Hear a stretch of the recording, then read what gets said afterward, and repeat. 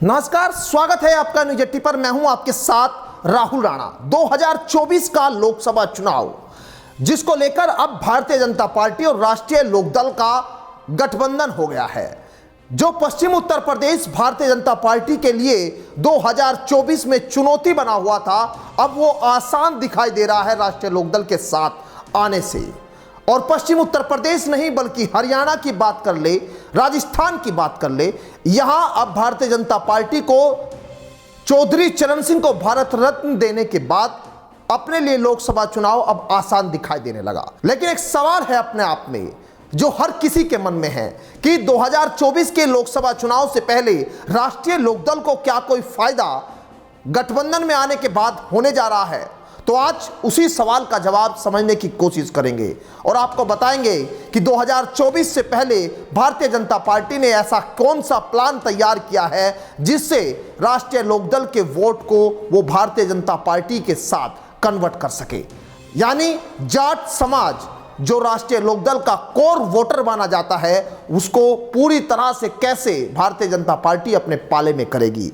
और समाज, मुस्लिम समाज के वोट को लेकर भी भारतीय जनता पार्टी अपनी रणनीति तैयार कर रही है। जयंत चौधरी को यूं ही गठबंधन में नहीं लाया गया क्योंकि आरएसएस के लोग ये कह रहे थे कि जयंत चौधरी अगर गठबंधन में नहीं आते तो भी भारतीय जनता पार्टी के लिए लोकसभा चुनाव ज्यादा मुश्किल नहीं था। लेकिन उन्होंने एक मुश्किल रास्ते को और आसान कर लिया, ये आरएसएस के लोगों का मानना है।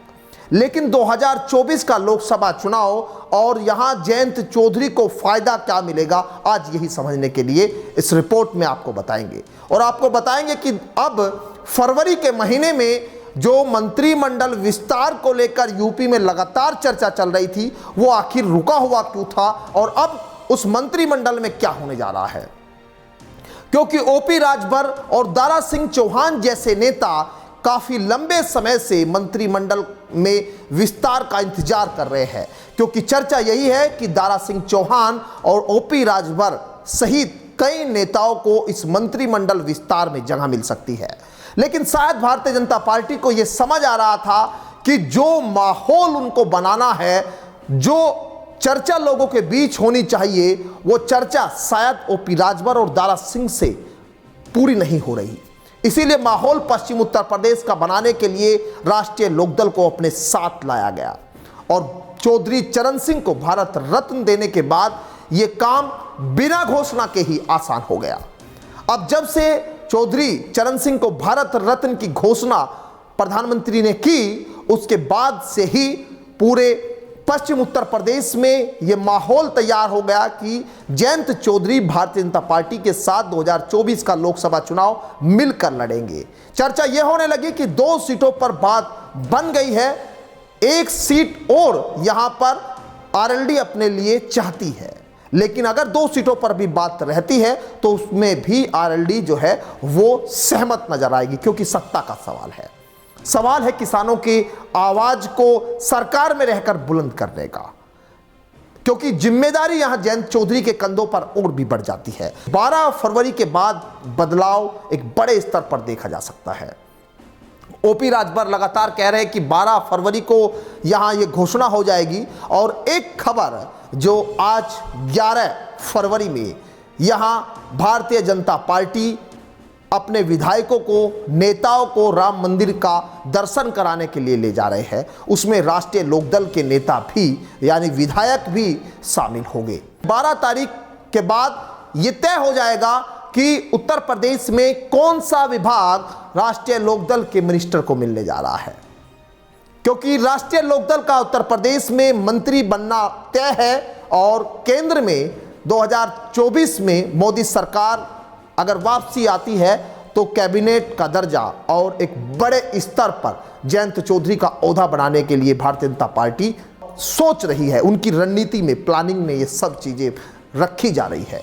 1 सीट राज्यसभा की भी यहां राष्ट्रीय लोकदल को देने की चर्चा है, जिसमें जयंत चौधरी की पत्नी चारू चौधरी के नाम की चर्चा दिल्ली के सियासी गलियारों में हो रही है। राष्ट्रीय लोकदल की स्टार प्रचारक है और वो आगे चुनाव में मजबूती के साथ भारतीय जनता पार्टी यानी एनडीए का किस तरह से साथ दे, क्योंकि 2024 के लोकसभा चुनाव में यह भी कहा जा रहा है कि यहां चारू चौधरी को राज्यसभा भेजा जा सकता है और 24 के चुनाव से पहले यह हो सकता है। और अगर मोदी सरकार फिर से वापसी करती है तो इसमें कैबिनेट में, केंद्र में जयंत चौधरी को मंत्री बनाया जाए। फरवरी माह में मंत्रिमंडल उत्तर प्रदेश में विस्तार होना है, जिसमें यहां जयंत चौधरी की पार्टी को भी जगह दी जा सकती है। लेकिन अभी विभाग को लेकर साफ कोई तस्वीर निकल कर नहीं आई। लेकिन लोकसभा चुनाव में पश्चिम उत्तर प्रदेश में माहौल अभी से बदलना शुरू हो गया है। कुछ लोग जरूर कह रहे हैं कि आखिर जो 700 किसानों की शहादत का सवाल था, अब वो कैसे उस पर बात बनेगी, क्योंकि हाथरस में जयंत चौधरी पर लाठी चार्ज हुई और एमएसपी की मांग यहां किसान लगातार उठाते रहे, उसका क्या होगा। लेकिन आपको इन सवालों का जवाब समझने के लिए जयंत चौधरी का एक बयान आपको समझना होगा, जब उन्होंने प्रेस कॉन्फ्रेंस के जरिए जब चौधरी चरण सिंह के भारत रत्न को लेकर उन्होंने प्रधानमंत्री का धन्यवाद किया और उन्होंने कहा कि विपक्ष की बातों को भूल जाना चाहिए।